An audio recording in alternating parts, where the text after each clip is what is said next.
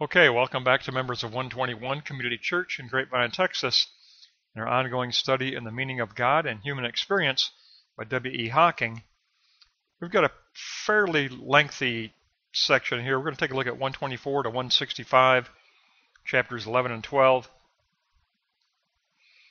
And this lesson deals with the transition from idea to independence of idea, toward objective independence of ideas. So moving out of the subjective realm into the objective realm of the independence of idea.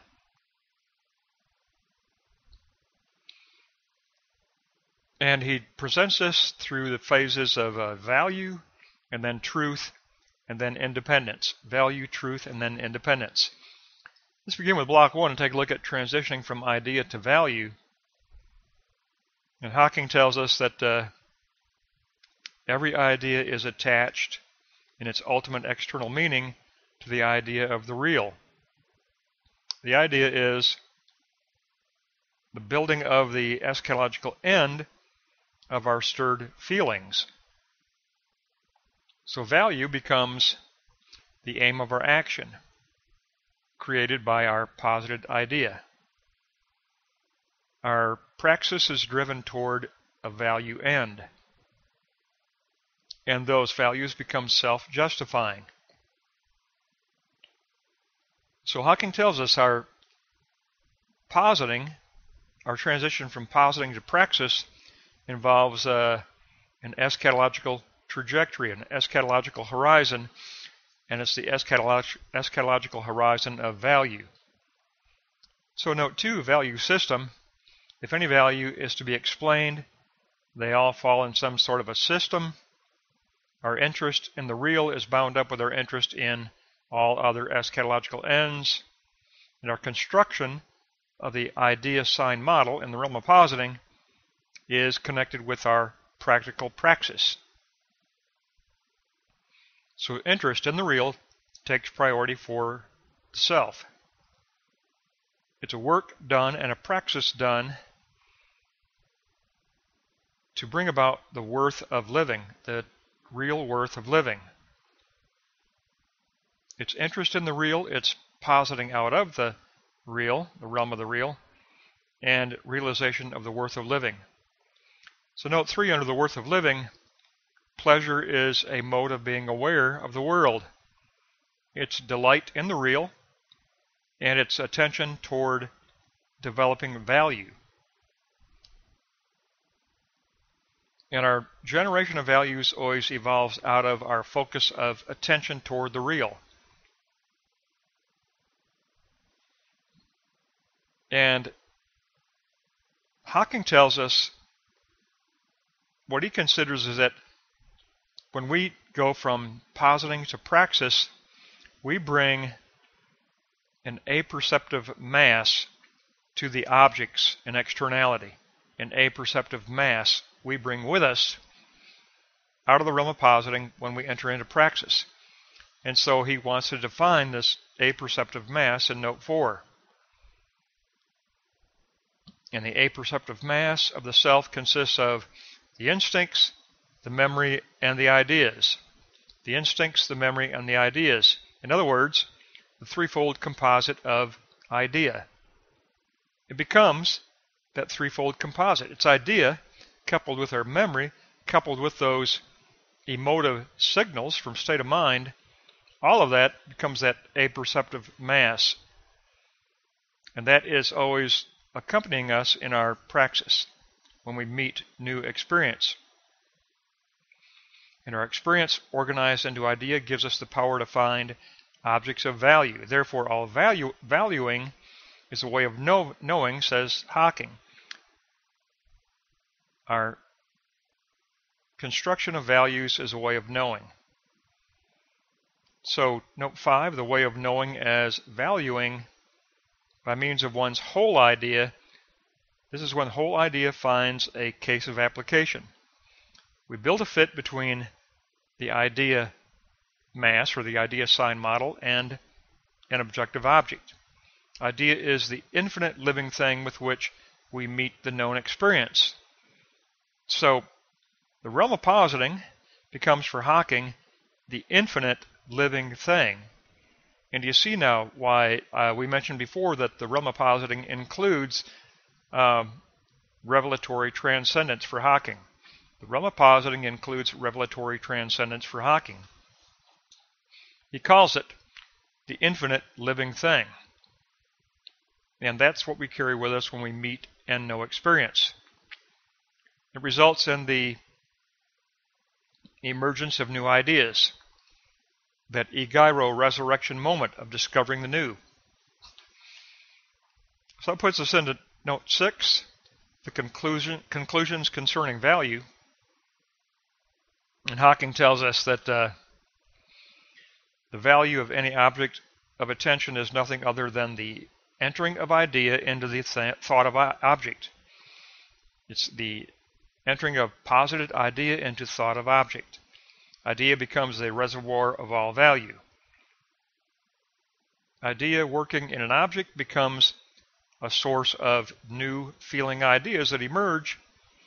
All value is measured by our whole idea model. We measure value according to our whole idea value, which we know now is the infinite living thing in our life. It is the infinite living thing. It's alive because it meets revelatory transcendence there. It receives emotive signals of conviction in the realm of positing, and that empowers us for praxis, a praxis out of the infinite living realm of positing. So that's the transition from idea to value. And next we want to look at the transition from idea to truth. Hocking next addresses the transition from idea to truth in Block 2, because we deal with an unfinished reality. Religion provides humanity the value of the idea of God. It's the idea of God as a knowledge of the real. Religion posits the truth as creed and as theology, and by positing the determinate factors of what is human worth. But some of these regions of the real are yet unfinished. And so we take up this will to shape reality in Note 2. We will to create the truth in which we believe and which we have formed in our realm of positing. The character of humanity is still being built. Remember, we change the world by changing persons. So we're addressing the character of humanity with our positing and our praxis. The state is reality by means of combined human wills, and religion is similar to the state, depending on combined goodwill of individuals. So religion becomes the totality of spirit, the subjectivity and the objective independence together. Subjective positings and objective independence make up the totality of spirit. It's a totality where the subjective and the objective are related dialectically. Now, under totality of spirit, idea as spiritual totality involves the cooperative effort of other persons. It is communal. This communal aspect enlarges our vision of values, and God, as the movement of spirit, becomes this spiritual unity, becomes this dialectical spiritual unity. A transcendent world is brought into conjunction with the finite world, and the object of religion exists in this realm of the spirit, this dialectical, circular realm of spirit. Remember, Hocking calls it centered and circular also.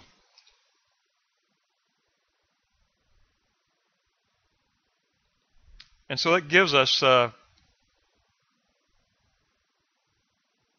region of the spirit in Note 4 to look at,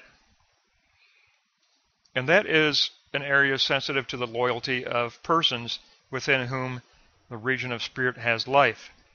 This uniqueness lies in its judgment concerning the whole. It's a difference of predicates, says Hocking. We assign spiritual predicates to the real.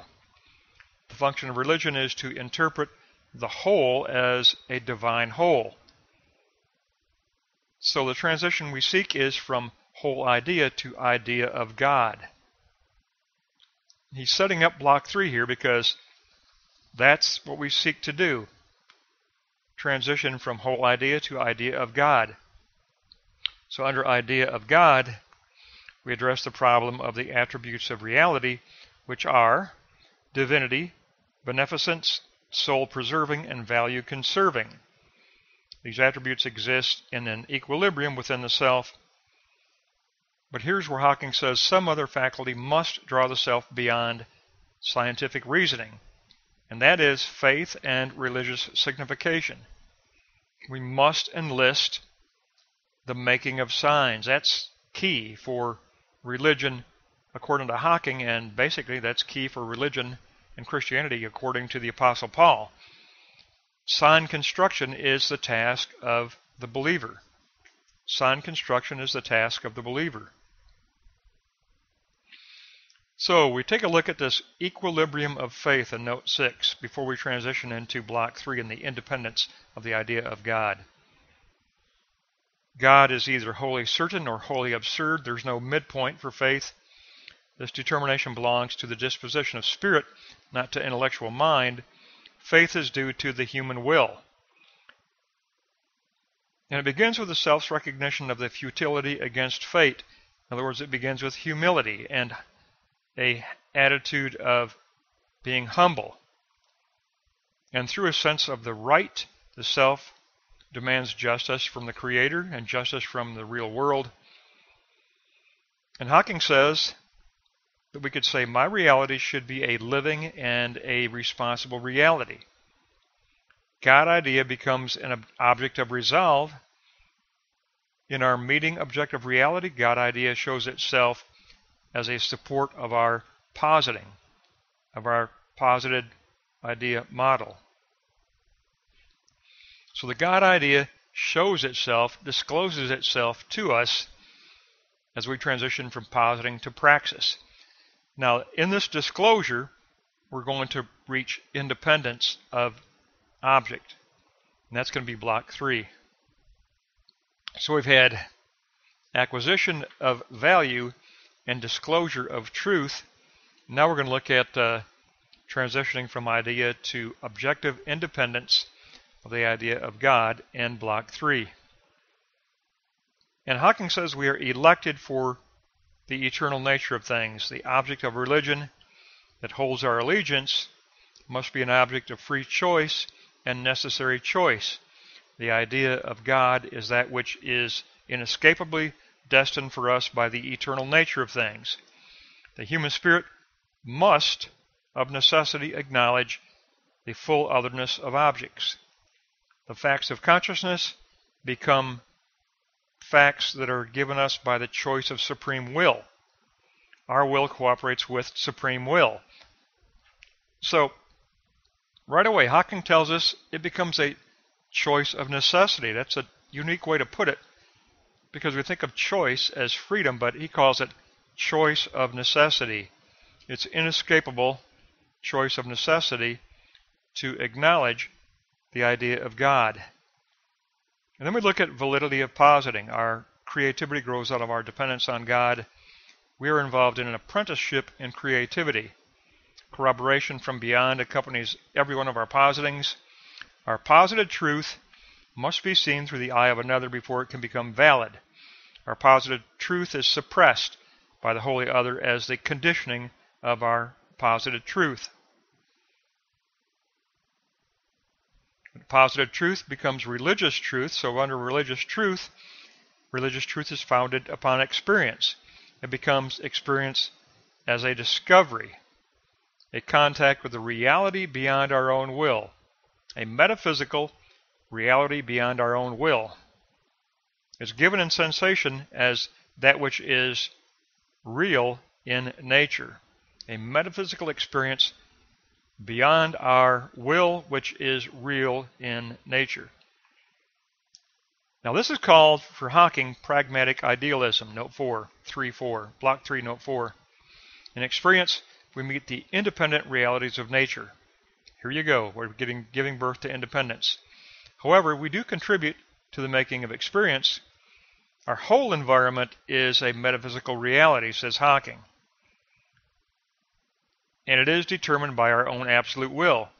But then he qualifies this. If you take a look at 4D, but there's also traces of something not of the self.